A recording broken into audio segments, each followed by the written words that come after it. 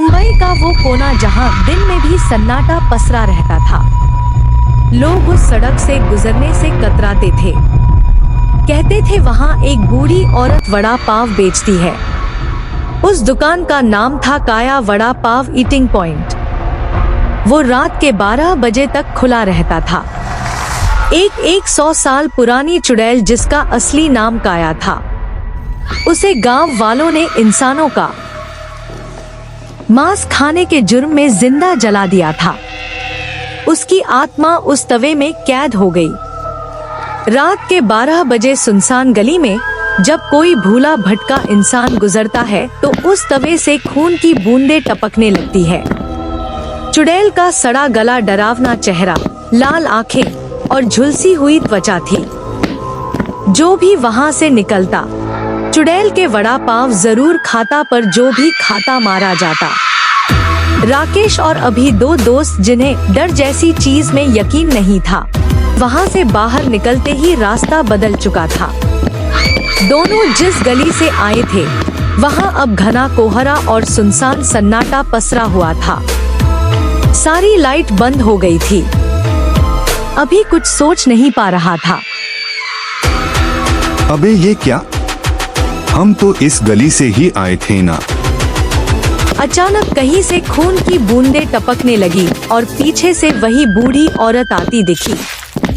ताजा खून, ताजा मांस और भूख, मेरी भूख कभी नहीं मिटती बेटा, अब मैं इसे खाऊंगी। अचानक उसकी शक्ल बदलने लगी। उसके दांत बड़े बड़े, आंखें चमकने लगी और नाखून खंजर जैसे। धीरे धीरे अब वो एक बूढ़ी चुड़ैल में बदल गई थी। दोनों भागने लगे, पर गली वहीं की वहीं। जितना आगे जा रहे थे इतना ही चुड़ैल के पास आ रहे थे। यह मेरी भूल भुलैया है, इससे कैसे बचोगे? तभी बूढ़ी चुड़ैल ने राकेश की गर्दन पकड़ ली। एक तो गया बेटा, अब मैं किसी को नहीं छोड़ूंगी। और देखते ही देखते राकेश का जिस्म लटकता मांस बन गया। उसकी चमड़ी उतार कर वड़ा पाव के मिश्रण में डाल दी गई। उसके खून से चटनी बना दी गई। नहीं नहीं भगवान, यह क्या से क्या! अभी यह दृश्य देखकर चौंक गया।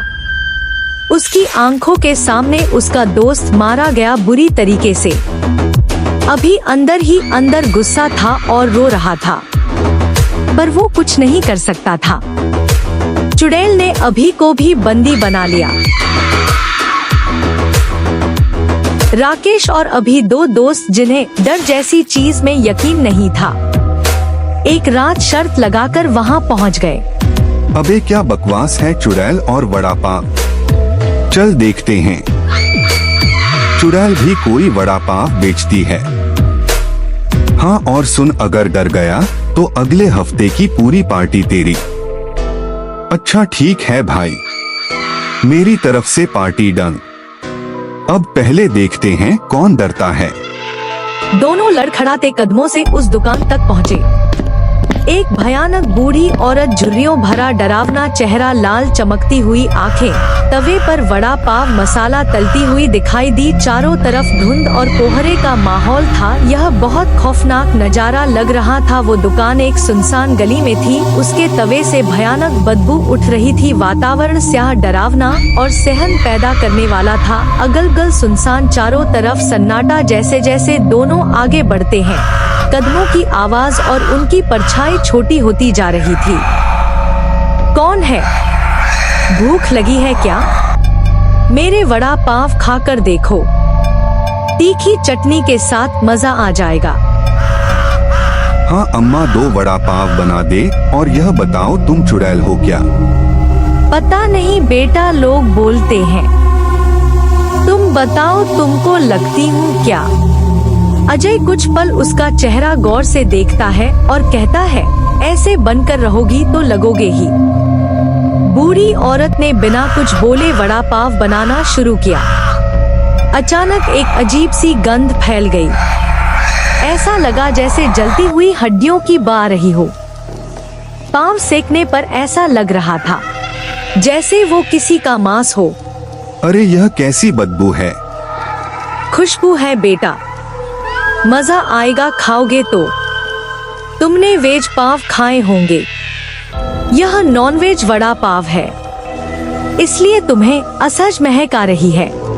हाँ यार, ऐसा लग रहा है जैसे मांस जल रहा है। शायद ये अम्मा सही कह रही है, मांस का वड़ा पाव अलग महक फैलाता है। चल राकेश, खा लेते हैं, शर्त जो पूरी करनी है। वड़ा पाव आया, बाहर से कुरकुरा और भीतर कुछ अजीब, जैसे खून से सना हो। देखिए लाल चटनी। अबे ये वड़ा अंदर से लाल क्यों है? और चटनी भी अजीब सी बो आ रही है इसमें। ताजा है, खा ले बेटा। अब खाऊंगी और नए वड़ा पाव बनाऊंगी। हाँ, दोनों ने डरते डरते वड़ा पाव खा लिया। अगले ही पल राकेश का पेट दर्द करने लगा और उसने उल्टी कर दी। अबे कुछ गड़बड़ है, अजीब सा लग रहा है और पेट दुख रहा है। चल जल्दी हॉस्पिटल चलते हैं।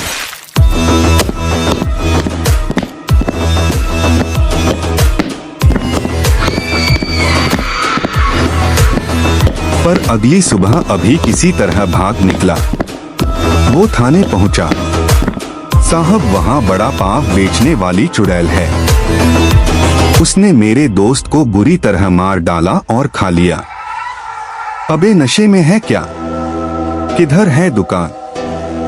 साहब, अंधेरी खोपचा गली के अंधेरी छोर पर और 2 सिपाही वहां पहुंचे, पर वहां कुछ नहीं था।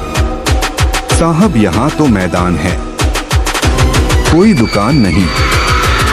नहीं साहब, रात को यही थी, यही राकेश को खा गई थी वो चुड़ैल। क्या चुड़ैल? साले यह पागल हो गया है, चुड़ैल की रबट लिखवा रहा है। तभी अचानक जमीन से खून उभरने लगा। भाई ओके है, जमीन लाल क्यों हो रही है? और फिर वहां की मिट्टी धसकने लगी। अंदर एक गड्ढा खुला जिसमें सड़े हुए मांस और कटी उंगलियां पड़ी थी।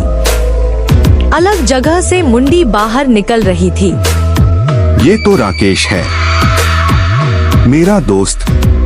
हे भगवान, ये तो इंसानी अंग है। कहानी में सच्चाई है। अब चौकसी बढ़ाओ और गड्ढा करो यहाँ। गड्ढा होते ही उसमें से बहुत से लोगों के अंग निकलने लगे। पूरे में बदबू फैलने लगी। सब चौंक गए और एक दूसरे को देखने लगे। साहब, ये तो कोई बहुत बड़ी साजिश लग रही है। यहाँ कुछ तो गड़बड़ है। मुझे तो लग रहा है कि यह सब चुड़ैल का किया धरा है। अरे पागल और भूत, चुड़ैल कुछ नहीं होता। यो किसी की चाल है जो चुड़ैल बनकर लोगों को मार रही है। अभी चलो, शाम होने वाली है। पाटिल के कहने पर सब लोग घर आ गए।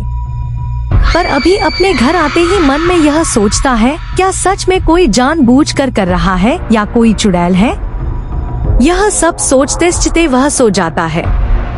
अभी को अजीब अजीब सपने आने लगे। तू कुछ नहीं कर सकता मेरा, तेरा दोस्त तो गया। बड़ा आया था मुझसे पंगा लेने, आगे से दिमाग में बिठा ले। काया चुड़ैल किसी के जंगल में नहीं रहती। चुड़ैल देख अभी की आंखें खुल गई।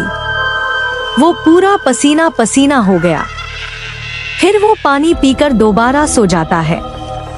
थोड़ी देर बाद अभी के सपने में राकेश आता है। मुझे बचा ले अभी, मेरी लाश उस चुड़ैल के पास है, तुझे भी ले जाएगी। भाग नहीं, मैं इसका अंत करूंगा।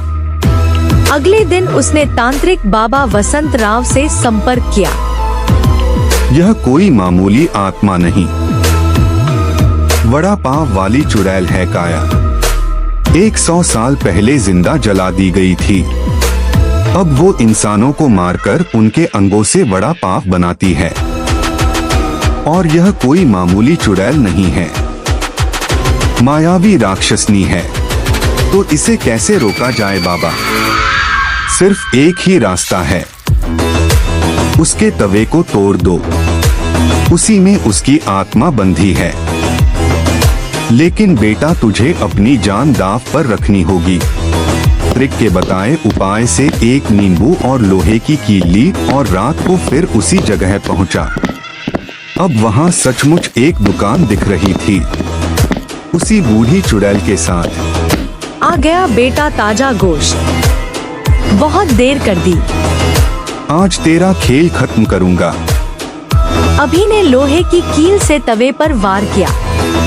चुड़ैल तड़प उठी, नहीं, तवा नहीं, मेरी आत्मा है। फिर वह आग में जलकर राख बन जाती है। माहौल में भयानक सन्नाटा आ जाता है। गली में पड़े तवे की राख से अब भी धुआं उठ रहा है।